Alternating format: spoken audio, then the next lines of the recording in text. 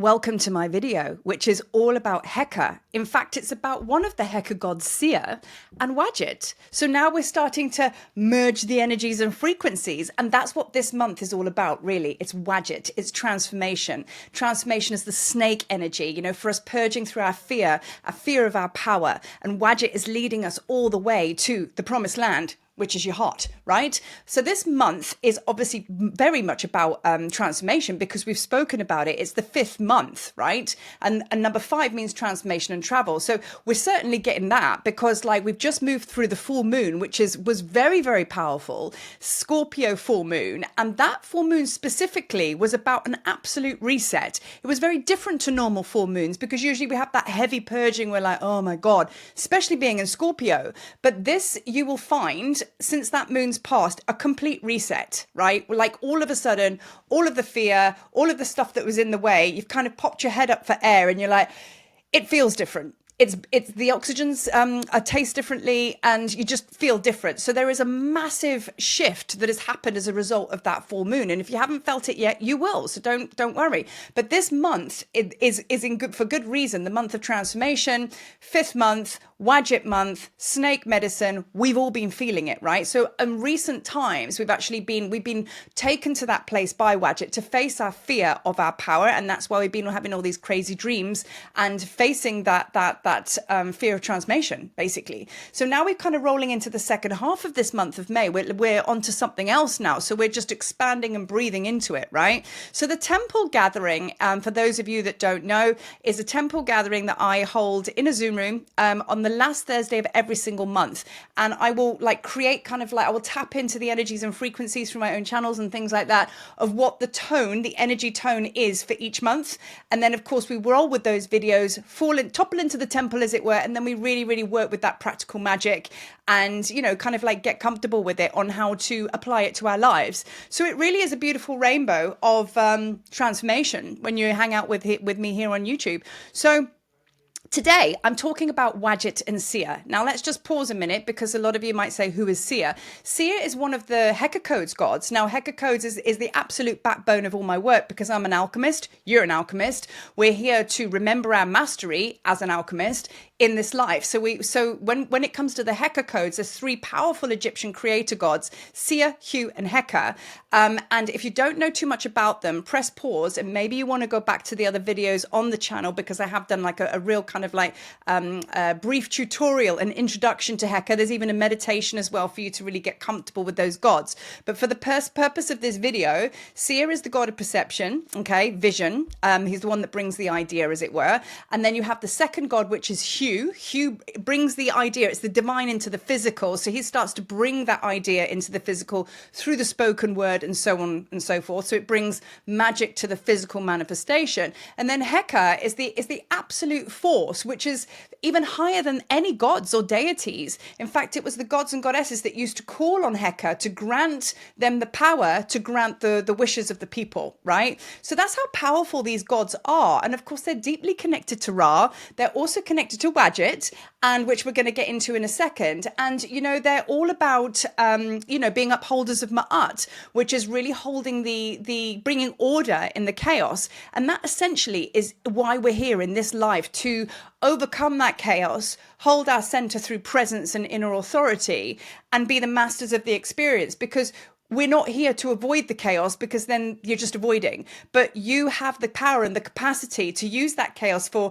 transformative manifestations, right? So that's what the Heka gods, for me, the Heka codes brings. It brings a powerful template of that sacred triad of intention plus action equals creation. And that's what the 3 Heka gods are all about. Now, I'm going to bring in Ra now. So Ra, we know, is the supreme god, the sun god of Egypt. And, you know, the daughters of Ra are Hathor, Sekhmet, WADJET. So when you start to work with these beings and these deities and these frequencies, you start to see how they all cross-pollinate. And this is what this video is about, an introduction and an invitation to you to start working with different frequencies, which is the gods and goddesses. They all have their own ascended mastery, meaning they have their CV that runs behind them. So for example, Thoth is the god of symbology, sacred architecture. So if you want to build things and really get into the foundational things, or you're an author or a scribe, you're going to call on the expertise of Thoth. He's going to activate that memory of that aspect within you, and then away you go. But if you want to kind of like combat your fear and you're like, I just can't get out the starting gates, we're going to call on Sekhmet, and we embody her frequency until that comes alive in us and we get our lion hearts on, and so on and so forth. So you kind of find yourself working with one deity at a time, which is so beneficial. To get to know them means you get to know you, because there's a oneness wisdom that goes on here. They are not separate of us. They are present within us, and that's what we're here to awaken, right? So Wadjet is a formidable force in bringing that through for us in the month of May, because she's very much the embodiment of all of those energies and frequencies. It's almost like she's representative of the completion codes of working with all these different energies. All the dark nights of the souls that you've had has brought you to this point now, right? So when Wadjet, like, which is Kundalini, rises up the spine and sits here, then all of a sudden it's just like, I've arrived. There is a presence and an authority, and it's royalty, it's sovereignty. So the fact that we are at this point really working with the snake medicine, really working with Wadjet, tells me that we're pretty much like 100% downloaded and ready to kind of just like expand into the new earth, and away we go. So it's a very positive thing, even though the embodiment of Wadjet is quite an intense thing as well. Do you know what I mean? Let's keep it real, right? So now I want to bring into this video Seer and Wadjet. Sekhmet is always all around. I'm going to do another video of the combination of energies to do with Sekhmet and Wadjet.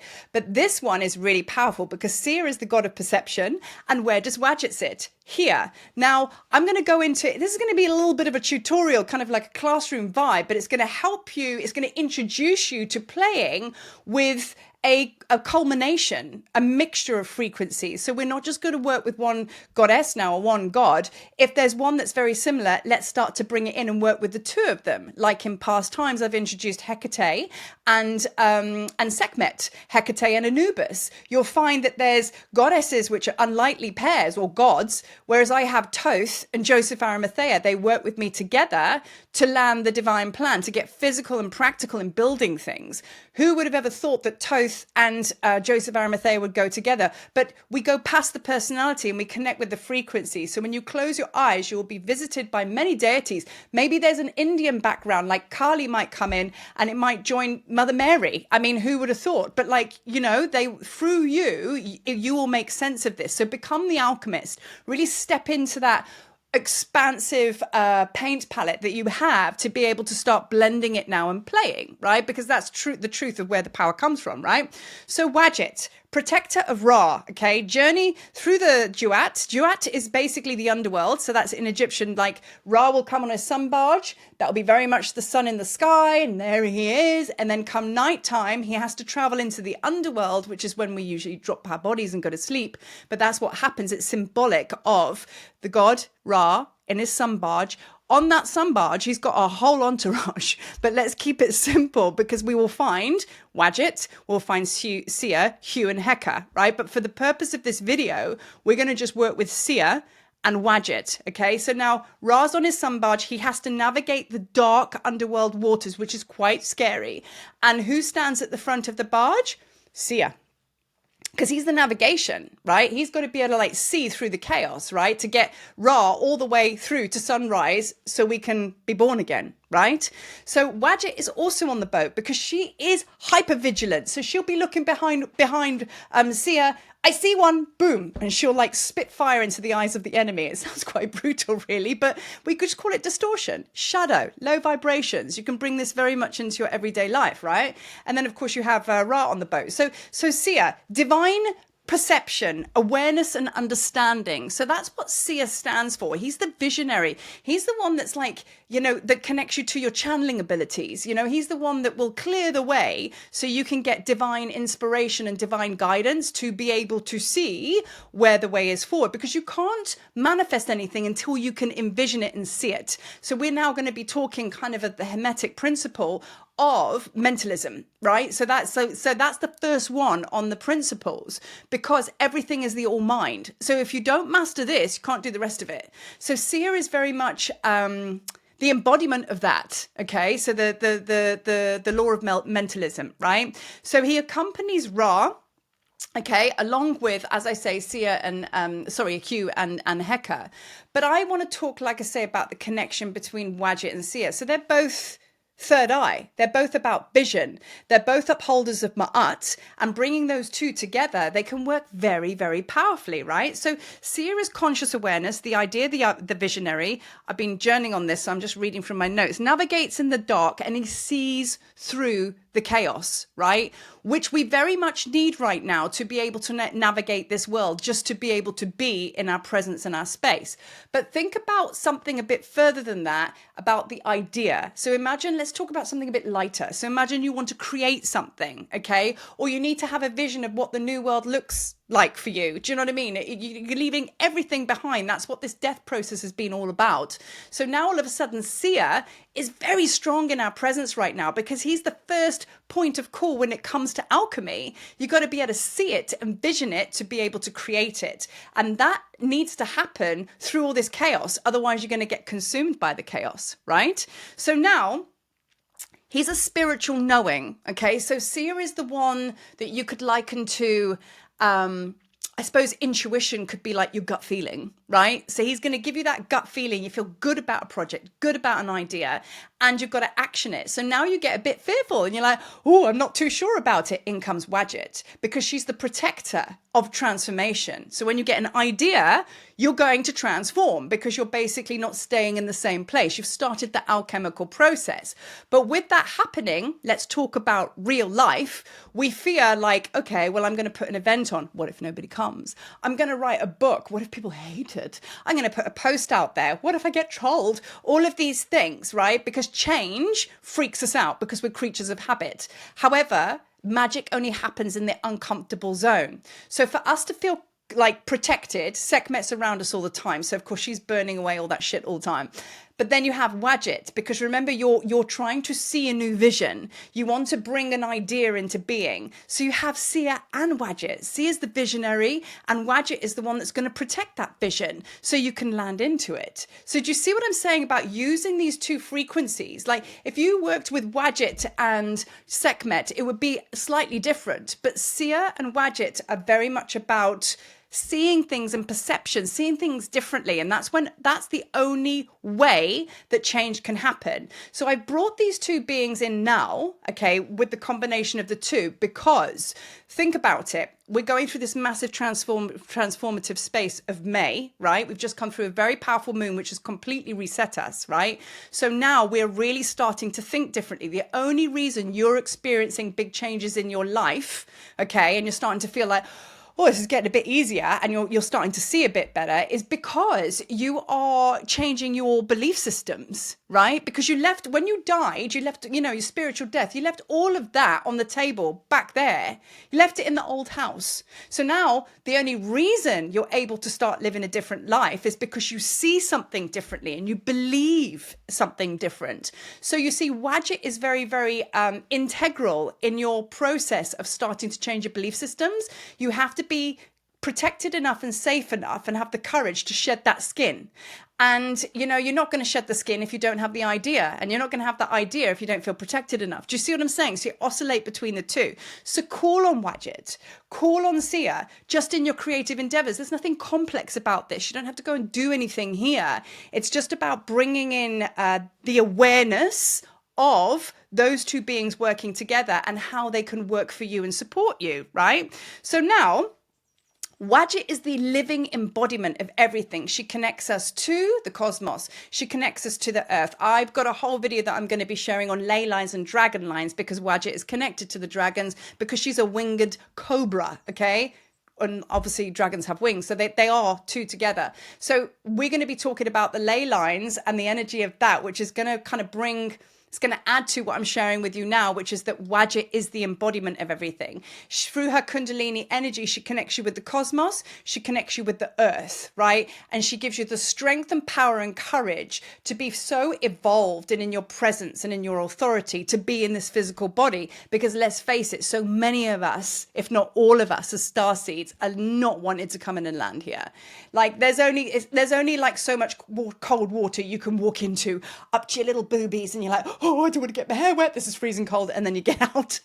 That's kind of like our interaction with Earth so far. But now we're all coming into land, and Wadjet is helping us with that, because Kundalini energy, she can't awaken from her coiled state unless you're prepared to be stood up there with Sekhmet, Wadjet, presence, all the rest of it. Remember, she's sovereignty and she's royalty, right? So now she stands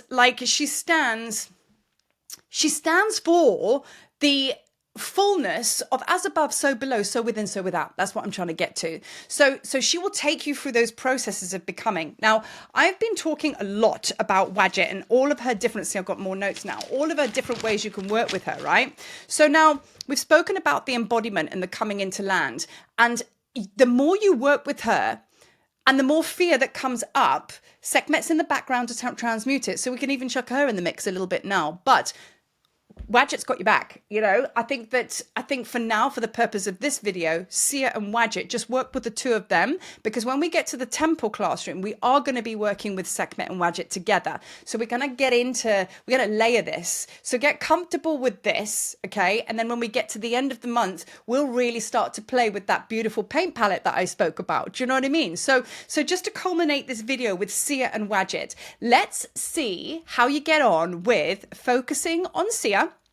Because like I say, he's the one that sees through the chaos. He's your navigation system, right? So he's going to look and go, yep, go there, go there. He's a little bit like Hecate, because he's the one that's actually seeing through the chaos. Hecate also is the torchbearer. So you're going to find a lot of synchronicities with the other beings that you work with. But remember, I always say, bringing in Wadjet again in the embodiment codes, it's about embodying these deities and their frequencies, awakening those aspects within you. So become Seer, become Wadjet, because if you keep them separate to yourself and you keep worshipping them, then your process is going to always be that. You're going to live a life of separation, meaning everything's only 80-90% downloaded. You want it to be 100% downloaded. So if you keep worshipping them and keeping them separate, go beyond their personalities and bring their frequency in. And the way I do that is when I want to channel them or when I want to bring those energies up, I will start with my most powerful prayer, which is,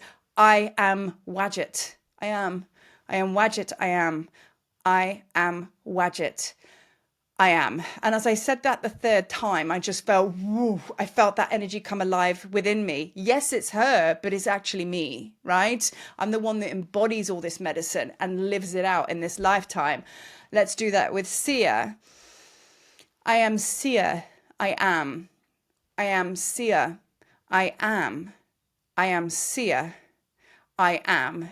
And where I feel that energy is all around here. Very different to the energy I just felt that surged up through my solar plexus and out here, which is Wadjet, came from the bottom up. And, Seer was like, whoa, I just felt expanded. So that is a good exercise to play with, especially when you work with these two different deities, to understand the difference in energies and frequencies, right? So we don't want to keep them out there as beings and personalities, because then we'll never really get to that embodiment stage that Wadjet wants us to complete on. So I'm going to leave that there, because that's it's very meaty video, isn't it? Do you know what I mean? But it's always about growth, transformation, and alchemy. And we're going to be playing with this as we move into the temple, as I say, at the end of the month. So thank you for watching. I leave this in your space, and I will see you on the next video. Oh, I forgot to say my bit at the end. Peace. It didn't feel right without that.